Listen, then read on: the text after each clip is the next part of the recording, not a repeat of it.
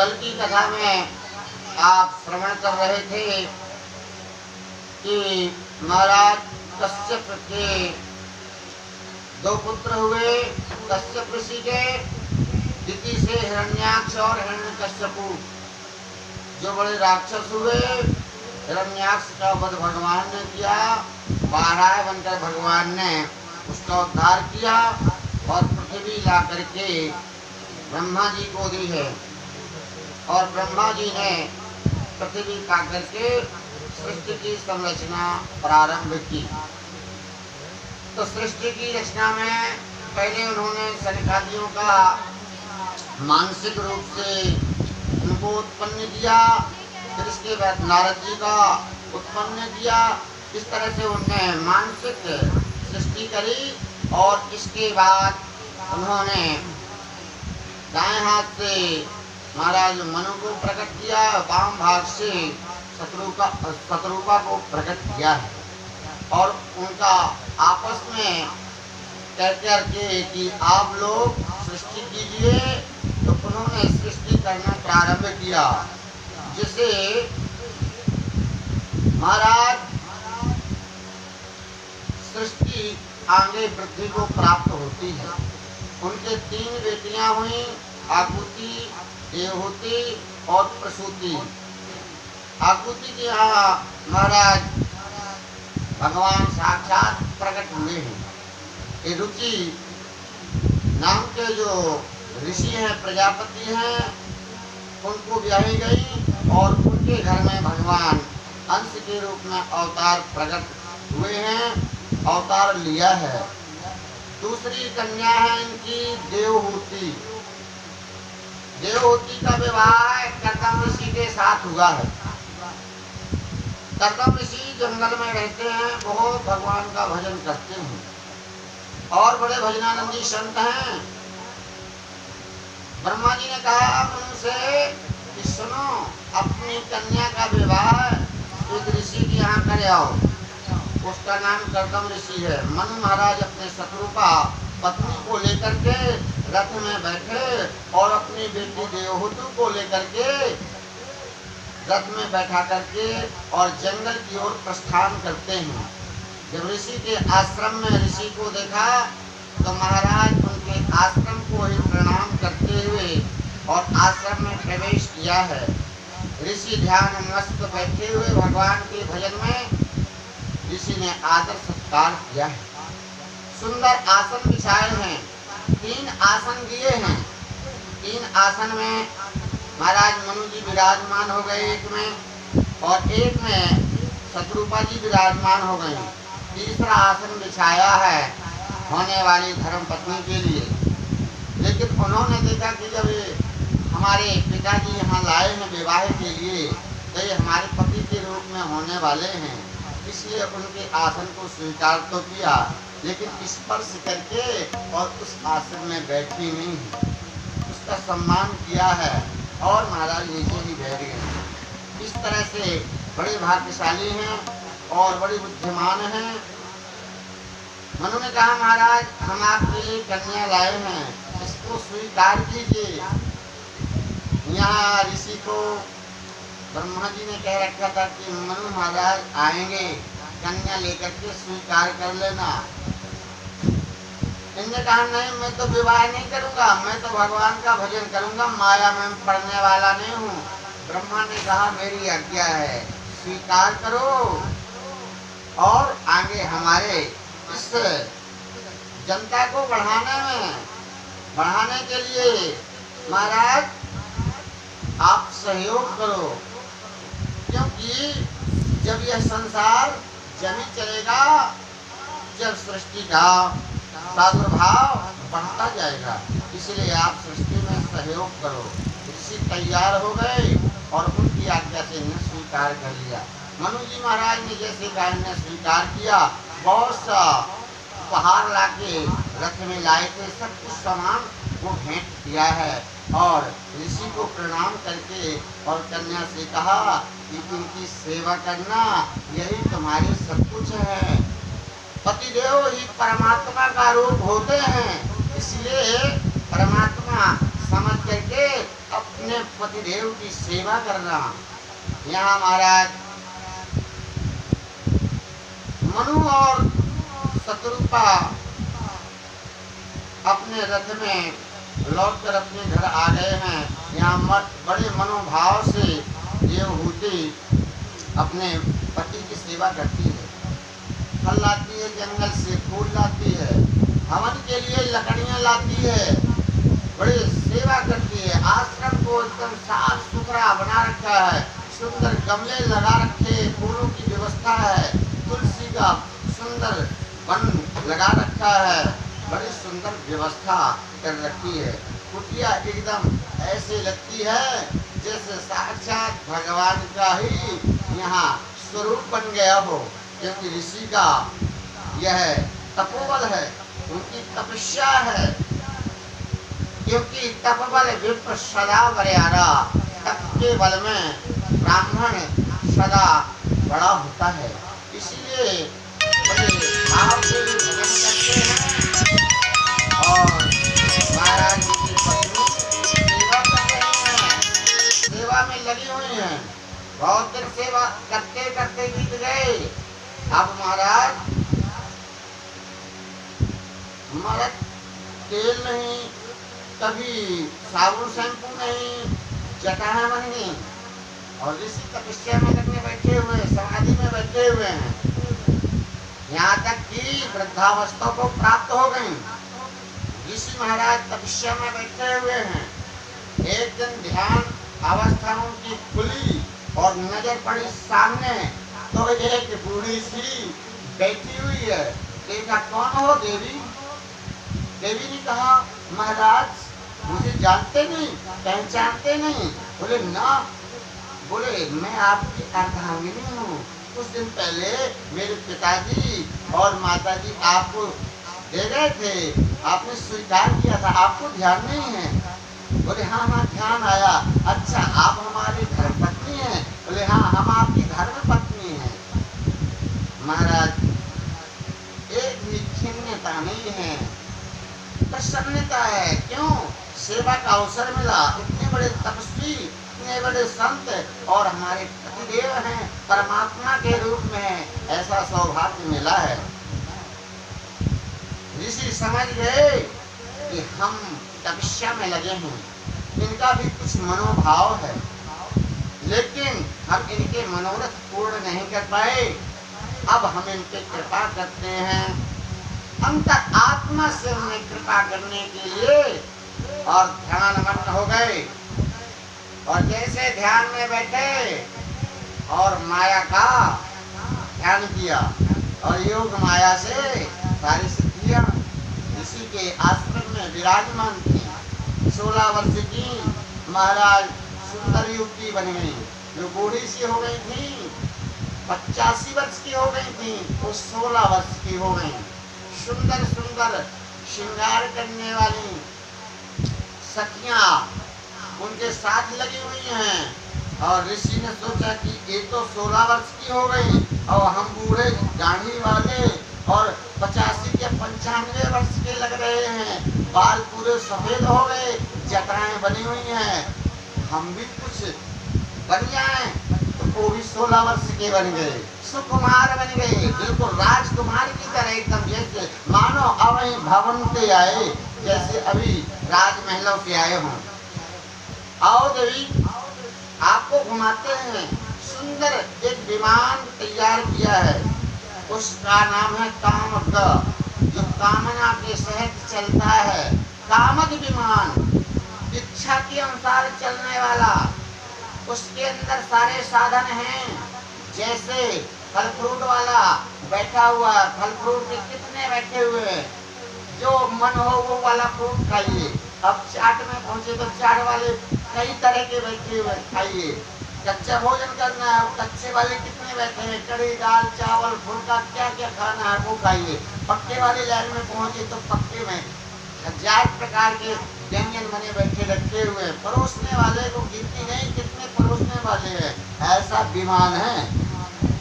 नौकर चाकर लगे हुए, एयर कंडीशन वातानुकूलित है, एसी लगे हुए हैं और ठंडी वाले लगे हैं कि गर्म उसमें हवा देने वाले ऐसे वातानुकूल वह विमान है।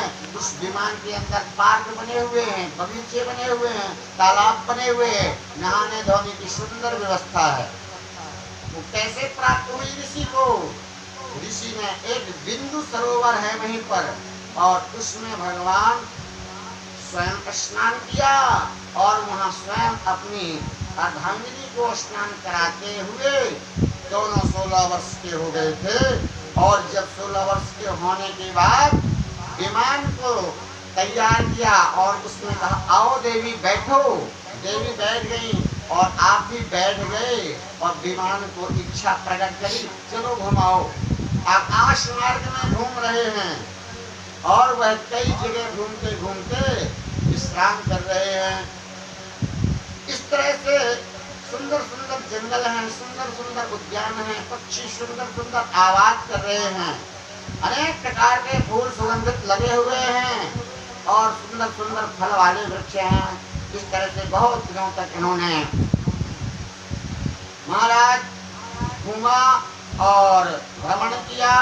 इसके बाद एक दिन की बात है, महाराज कहते हैं कि माता देवहूति कहती है, हे प्रभु हम आपके यहाँ रहते रहते बहुत दिन बीत गए, अब हमको कृपा करो कुछ। ऋषि ने कहा सुनो, अब यही कृपा है, अपनी कुटिया संभालना, अपन तो रमते राम चल रहे हैं, भजन करेंगे, बहुत दिन हो गए, आपका मनोरथ सिद्ध हो गया। बोले नहीं महाराज, मेरे ऊपर कृपा कीजिए। महाराज इनके ऊपर कृपा की भगवान ने और इनके 9 कन्याएं हुई। कितनी कन्याएं हुई यहाँ? 9 कन्याएं। एक का नाम कला है, एक का नाम अनसुईया है, एक का नाम श्रद्धा है और एक का नाम हविर्भु है, एक का नाम गति है और एक का नाम प्रिया है, ख्याति है, अरुंधति है। कौन नहीं जानता अरुंधति को? कौन नहीं जानता अनसुईया को? एक का नाम शांति है। इस तरह से 9 प्रकार की कन्या हुई हैं। अरुंधति वशिष्ठ जी महाराज को ब्याही गई, अनसुईया अत्रि महाराज को चित्रकूट में ब्याही गई। अभी आएगी कथा अनसुईया माता की, है ना। सती में पहली श्रेणी है, प्रथम नंबर है अनसुईया माता का सतियों में। इसीलिए इनकी बेटी है, कर्दम ऋषि की है, देवहूति की है। कहने लगे देवी अब तो ठीक है, अब बढ़िया चहल पहल हो गई, आश्रम में रहना और भजन करना। बोले महाराज चरणों में गिर के नमस्कार करती हूँ, आखिर 9 है, इनका ब्याह शादी कौन करेगा? आप तो रमते राम जाने लगे, मेरे लिए कोई सहारा तो बताइए, इनका विवाह तो कोई करे। बोले अच्छा, भगवान की ऐसी कृपा हुई कि जब इन विवाह कर दिया सबका, तो कहने लगे अब हम जंगल में जाते हैं। और जंगल में जाने के लिए जैसे तैयार हुए, महाराज चरणों में गिर करके विनम्र भाव से कहती हैं कि हे प्रभु मैं किसके सहारे रहूंगी? ये कन्याएं तो अपने अपने घर की हो गई, अब मैं तो अकेली की अकेली रह गई, कुछ कृपा कीजिए। भगवान ने कहा देवी चिंता न करो, तुम्हारे यहाँ प्रभु ही प्रकट होने वाले हैं। और ऐसी भगवान की कृपा हुई कि इनके आश्रम में महाराज कपिल देव भगवान का प्राकट्य हो गया। बोलो कपिल देव भगवान की जय। और जैसे भगवान कपिल देव का प्राकट्य हुआ, ऋषि ने कहा अब तो जा सकते हैं। देवी ने कहा हाँ अब जा सकते हैं, अब मैं इनके सहारे जीवन यापन कर लूंगी, इनका लाल प्यार करूंगी, दुलार करूंगी और आपस में हम दोनों माँ बेटी रह जाएंगे। अपने तो रमते राम हो गए, जंगल में चले गए और भजन किया और भगवान को प्राप्त हो गए। बोलो कर्दम जी महाराज की जय। बड़े ही मनोभाव से एक दिन माता बैठी बालक के चरणों में प्रणाम करने लगी। तम गताहं शरणं शरण्यं स्वव्रत संसार तरो कुठारं जिज्ञासयाहं प्रकृते पुरुषस्य नमामि सत्कर्मविदां वरिष्ठं। हम आपके चरणों में प्रणाम करते हैं। कपिल देव ने कहा, भैया क्या कह रही हो? उल्टी गंगा बहा रही हो, ये अच्छा नहीं लगता। आप क्या कह रही हो? बोले नहीं, मैं जान गई तुम मेरे बेटे नहीं हो, तुम तो साक्षात मेरे नारायण हो, प्रभु हो। मैं जान गई। मैं तुम्हारे चरणों में वंदना करती हूँ और मुझे बताइए, कल्याण कीजिए, उपदेश कीजिए। कपिल देव ने कहा, हे माता, जब तुम जान ही गई हो तो सुनो, आपके लिए प्रेम लक्षणा भक्ति देता हूँ। योग कहे तो योग मैं डालूं। भगवान कहते हैं कुछ भी मांगो दे सकता हूँ। योग कहे तो योग दे डालूं और भोग कहे तो भोग दे डालूं। भोग भी दे सकता हूँ, योग भी दे सकता हूँ, लेकिन भक्ति न लेने न देने कहूँ, कछुआ क्यों ही टारो जाए। भक्ति नहीं देता इतनी जल्दी। क्यों? इतनी सरल नहीं है भक्ति, इतनी कठिन भक्ति है। भक्ति का मतलब क्या होता है? भक्ति इतनी जल्दी नहीं आती है, ज्ञान तो आ भी सकता है। भक्ति में एक भी लेश मात्र घमंड नहीं रह जाता, एक लेश मात्र ही अहंकार क्रोध नहीं रह जाता, लोभ नहीं रह जाता, मोह नहीं रह जाता। सिर्फ रह जाता है तो एक ही नाम प्रभु पे ही उनकी लय हो जाती है। अष्टयाम उसकी सेवा, उसका ध्यान, उसका नाम, उसकी कथा, वही सब कुछ रह जाता है। हे प्रभु मुझे बता दो, चरणों में कैसे आऊं। हे प्रभु मुझे बता दो, चरणों में कैसे आऊं। हे प्रभु मुझे बता दो, हे प्रभु मुझे बता दो, चरणों में कैसे आऊं। माया के बंधनों से, माया के बंधनों से अब मुक्ति कैसे पाऊं। हे प्रभु मुझे बता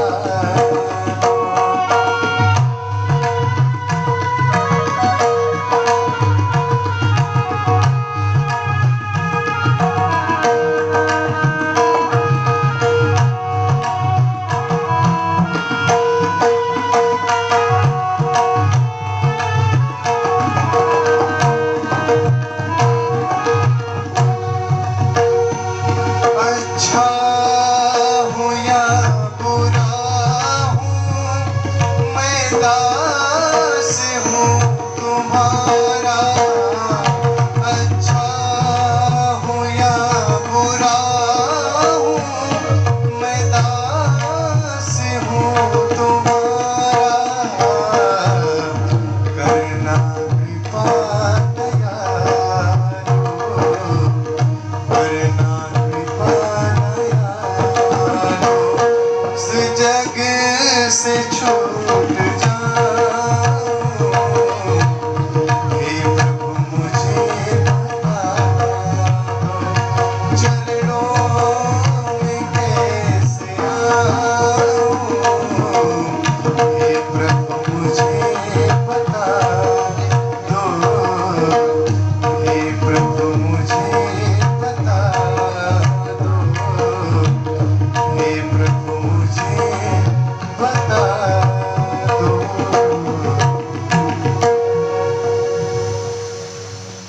भगवान कहते हैं, सुनो, मैं तुम्हें अच्छा साधन बता देता हूँ, प्रेम लक्षणा का लक्षण बता देता हूँ, भाव बता देता हूँ और भगवान की प्राप्ति का मार्ग बता देता हूँ।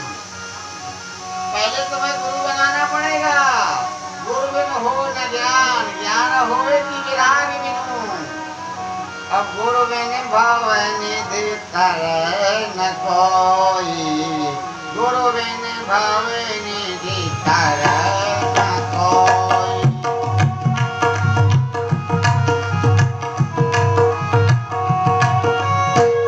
गुरु बिन भव निधि तरह न कोई, गुरु बिन भव निधि तरह न कोई।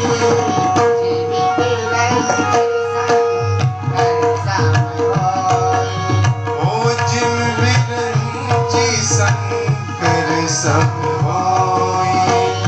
श्री राम जय राम जय जय राम, श्री राम जय राम जय जय राम। गुरु को बनाना पड़ेगा, क्योंकि गुरु रास्ता दिखाता है। गुरु शब्द का क्या अर्थ है? गुरु माने अंधकार, गुरु माने उस अंधकार से जो निकाल दे उसका नाम गुरु है। जो प्रकाश में खड़ा कर दे उसका नाम गुरु है। गुरु कोई साधारण चीज नहीं है। गुरु तत्व बहुत ऊंचा है। गुरु गोविंद को ही खड़े ताकि लागे पार, बलिहारी गुरु आपनो गोविंद दियो बताए। गुरु से महिमा, इतनी गुरु की महिमा बड़ी है कि भगवान से भी बड़ी महिमा है। ब्राह्मण गुरु होना चाहिए, वैष्णव होना चाहिए। वैष्णव का मतलब दीक्षा ले रखा हो सनातन धर्म में, और महाराज वैष्णव हो, श्री संप्रदाय से हो, तो हम उसके लिए कहते हैं उसको गुरु बनाइए। ब्रह्मनिष्ठ हो, त्यागी हो। ब्रह्मनिष्ठ मतलब ब्राह्मण में निष्ठा, भगवान में निष्ठा, उसे ब्रह्मनिष्ठ कहा जाता है। ये नहीं कि हम हैं तो भगवान के और ब्राह्मण के द्रोही हैं, तो क्या होगा? भगवान नहीं मिलने वाले। क्योंकि भगवान को दो ही चीजें पसंद हैं, एक ब्राह्मण और एक गाय। इसीलिए भगवान विप्रधेनु सुर संत हित लीन मनुज अवतार, भगवान अवतार भी लेते हैं तो इन्हीं के लिए। ब्राह्मणों प्रिय नमो ब्रह्मण्य देवाय, भगवान का नाम ब्रह्मण्य देव है। क्यों? नमो ब्रह्मण्य देवाय, गो ब्राह्मण हिताय च, उनके हित के लिए आप आते हैं। नमो ब्रह्मण्य देवाय गो ब्राह्मण हिताय च, जगत हिताय कृष्णाय गोविंदाय नमो नमः। उनका नाम गोविंद भी है। ऐसे गोविंद भगवान को नमस्कार है। शिष्य उसकी शिष्य पर निष्ठा हो और शिष्य की भी गुरु पे निष्ठा हो, उसे भगवत शरणागत जो करा दे उसी का नाम गुरु है। ये नहीं कि महाराज गुरु जी बन गए और चेला जी चाहे जो कुछ भी कर रहे हैं, हमें कोई मतलब नहीं है, उसका पाप भोगना पड़ेगा गुरु का। सबके हिम्मत नहीं है गुरु बनने की। गुरु शब्द बहुत ऊंचा है, और जो बड़े बड़े गुरु बने हैं वो दुर्दशा में हो जाते हैं। कैसे? अगर भजन नहीं करते हैं, और चाहे जिसको भी गुरु चेला बना लेते हैं। इसलिए गुरु करो जान के और पानी पियो छान के। गुरु बड़े ही जान के बनाना चाहिए। जगह जगह गुरु फिरत हैं, हमसे दीक्षा ले।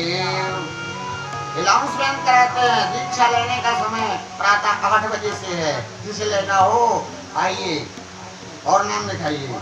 दीक्षा महाराज जी मैक से दे रहे हैं, तो राधे राधे। मैक से नहीं होती है, कान में होती है।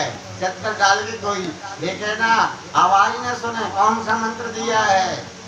गुरु का नाम और गुरु का जो मंत्र है किसी को नहीं बताया जाता है, गोपनीय होता है।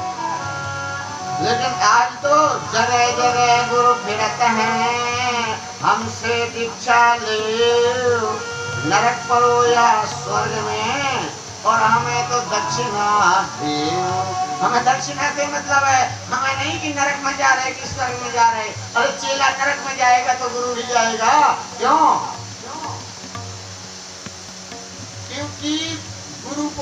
उसका पाप भोगना पड़ेगा। क्यों ऐसे को बनाया?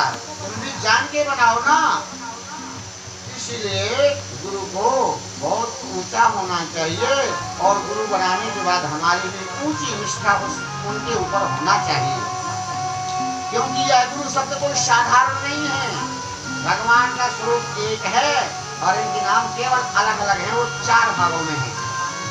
भक्ति भक्त भगवंत गुरु चतुर्नाम बप्पे, इनके पद बंधन करूं नासै विघ्न अनेक। इनका एक बार स्मरण कर लो, विघ्न बड़े बड़े विघ्न टल जाते हैं। तो हमारी जितनी निष्ठा होगी, हमारा जितना भाव होगा, और जैसे हमारे गुरु तपस्वी होंगे तभी तो वो टलेंगे।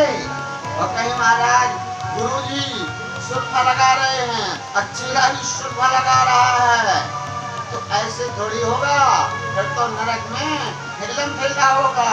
बोलो जय श्री राधे। इसीलिए गुरु पे निष्ठा होनी चाहिए, गुरु पे सेवा भाव होना चाहिए, भगवान में निष्ठा और सेवा होना चाहिए। देवहूति बोली महाराज तुम तो सबसे बढ़िया गुरु लग रहे हो, तुम ही बन जाओ मेरे। कहने लगे माता क्या करोगी, मैं तो तुम्हारा बेटा हूँ, मुझे गुरु बना के कैसे? बोले नहीं, तुमसे बड़ा गुरु नहीं कोई हो सकता है, तुम ही मेरे गुरु बन जाओ। मैं तुम्हें को गुरु धारणा मन से बना लेती हूँ। कपिल देव मुस्कुराने लगे और बोले माँ तुम बड़ी चतुर है, मेरे को पहचान गई। अरे गुरु भगवान जगत गुरु हैं, भगवान से बड़ा गुरु कौन हो सकता है? वसुदेव सुतं देवं कंस चाणूरमर्दनम देवकी परमानंदम कृष्णं वंदे जगद्गुरुं। जो कृष्ण है, भगवान है, परमात्मा, वो जगत गुरु है। तो इस तरह से मेरे प्रभु जगत गुरु और माता देवहूति पहचान गई है और जगत गुरु को महाराज चरणों में नमन किया है, उनकी चेला बन गई हैं। भक्ति का उपदेश कपिल देव जी करते हैं, कहते हैं मैं तुम्हें भक्ति का उपदेश करता हूँ, सुनो। श्रवणम कीर्तनम वंदे, श्रवणम कीर्तनम वंदनम, श्रवणं कीर्तनं विष्णु स्मरणं पाद सेवनम् अर्चनं वंदनं दास्यं शक्यमात्म निवेदनम्। 9 प्रकार की भक्ति है जो आगे रामचरितमानस में भी राम जी 9धा भक्ति का उपदेश करेंगे। इसको सबको नहीं इतनी बड़ी चीज दी जाती है, जो उसके लायक होता है, पात्र होता है, उसको 9धा भक्ति मिलती है। भगवान राम जी ने कहा था उनसे शिवजी से 9धा भक्ति कहो तो पाही और सावधान सुन हर मन माही। मन को धर लो और सावधान हो जाओ और 9 प्रकार की भक्ति को सुनो। प्रथम भगति संतन कर संगा,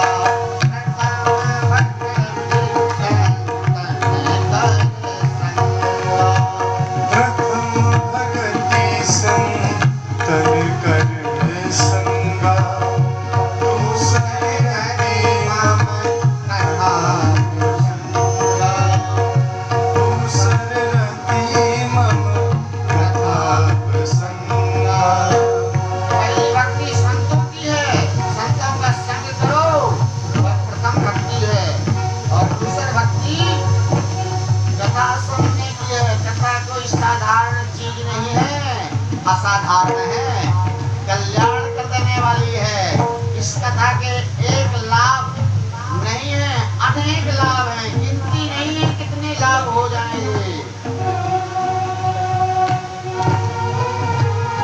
प्रथम भगत संतन का संगा, दोसर रतिमम कथा प्रसंगा। गुरुपद पंकज सेवा, तीसर भगति अमान। गुरु के चरणों में सेवा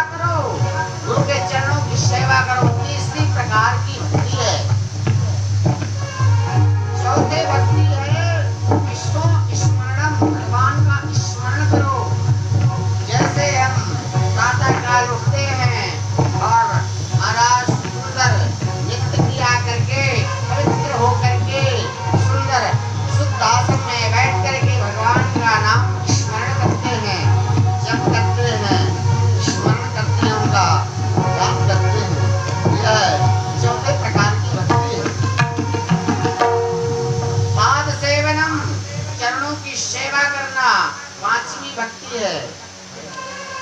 अर्चन पूजन करना छठवीं प्रकार की भक्ति है।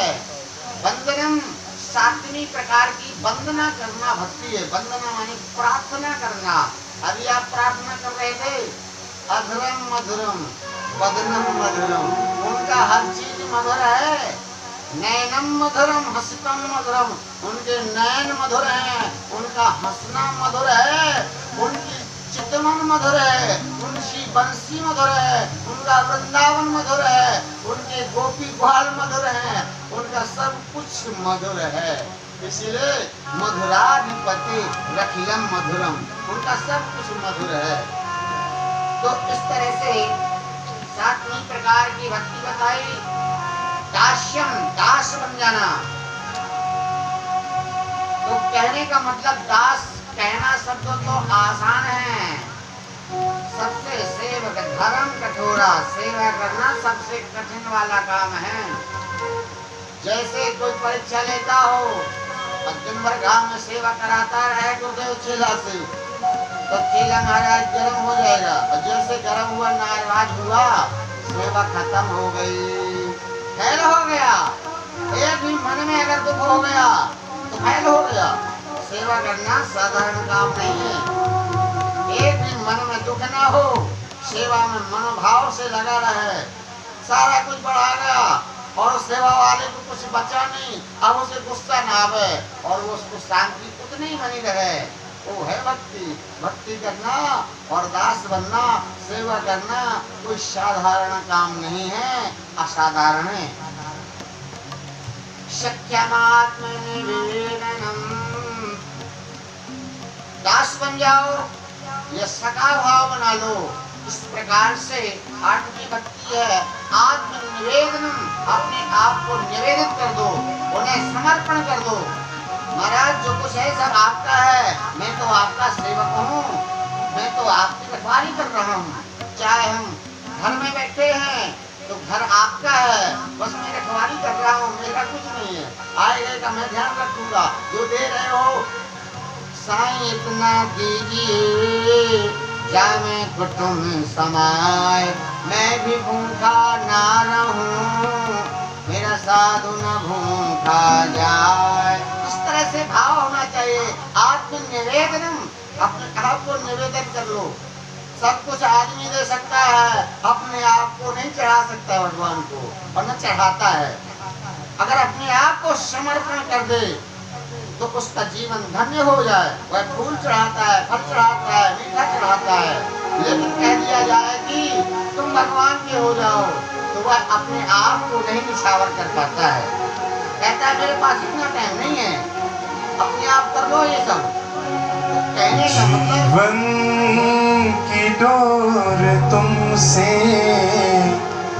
बांधी है सांवरे सांवरे, जीवन की डोर तुमसे बांधी है सांवरे, दर्शन की भीख दे दो, दर्शन की भीख दे दो, दर्शन की भीख दे दो, नैना है बाबरे, जीवन की डोर तुमसे बांधी है सांवरे सांवरे, जीवन की डोर तुमसे बांधी है सांवरे।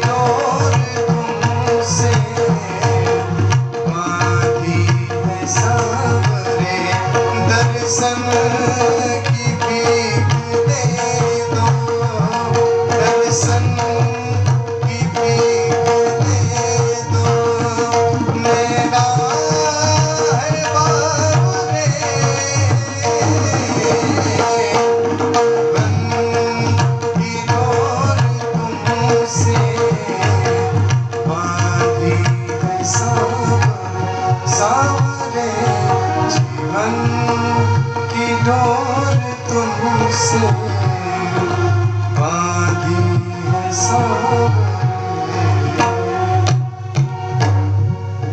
श्री कपिल देव महाराज ने अपनी माता देवहूति को सांख्य शास्त्र का उपदेश दिया है। ध्यान धारणा प्रत्याहार इत्यादि आसन प्राणायाम प्रत्याहार धारणा ध्यान समाधि ये सब बताए हैं। यम नियम ये सब महाराज बताने के बाद ईश्वर का चिंतन करना कैसे किया जाता है, ध्यान क्या है, धारणा कैसे बनाई जाती है, मनन कैसे किया जाता है, ये सब साधन बताए हैं। इसके बाद भगवान ने बता करके और चरणों में माता ने प्रणाम किया, भगवान अंतर ध्यान हो गए। इसके बाद माता ने अपना ध्यान लगाया और अपने शरीर को ध्यान से और ऐसे महाराज पूर्ण कर दिया कि बिंदु सरोवर बन गया, पानी की तरह एक सरोवर बन गया। आज वह बिंदु सरोवर के नाम से विख्यात है। गुरु कपिल देव महाराज की जय, माता देवहूति की जय। ध्यान से भगवान का ध्यान करते हुए, भगवान के चरणों का ध्यान करते हुए परमात्मा में विलीन हो गई। मनोस्तु सत्रूपायाम प्रसाह कन्याश्च जागिरे आकुति देवहूतिश्च प्रसूते ते विस्मृताः। तीसरी कन्या है प्रसूति। इसका विवाह दक्ष प्रजापति से किया है और उस समय ब्रह्मा ने दक्ष प्रजापति को प्रजापतियों का नायक बना दिया। अब वह नायक बनने के बाद अभिमान में आ गया। नहीं तो अस जन्मा जगमाही, अब प्रभुता पाए जाए मद नहीं। जिससे प्रभुता पाने के बाद मद न हो जाए ऐसा कोई जन्मा नहीं है। इससे सबको अभिमान हो जाता है, इसलिए अभिमान नहीं करना चाहिए। प्रसूते का जब विवाह दक्ष प्रजापति से हुआ तो उनका प्रजापति ब्रह्मा के पुत्र हैं। ब्रह्मा के महाराज मरीचि हुए, मरीचि उनका विवाह और महाराज गौतम की कन्या कला से हुआ। गौतम की कन्या है जो कला नाम की, उससे मरीचि का विवाह हुआ। उनसे कश्यप हुए और तथा पूर्णिमा नाम के 2 पुत्र हुए, कश्यप और पूर्णिमा।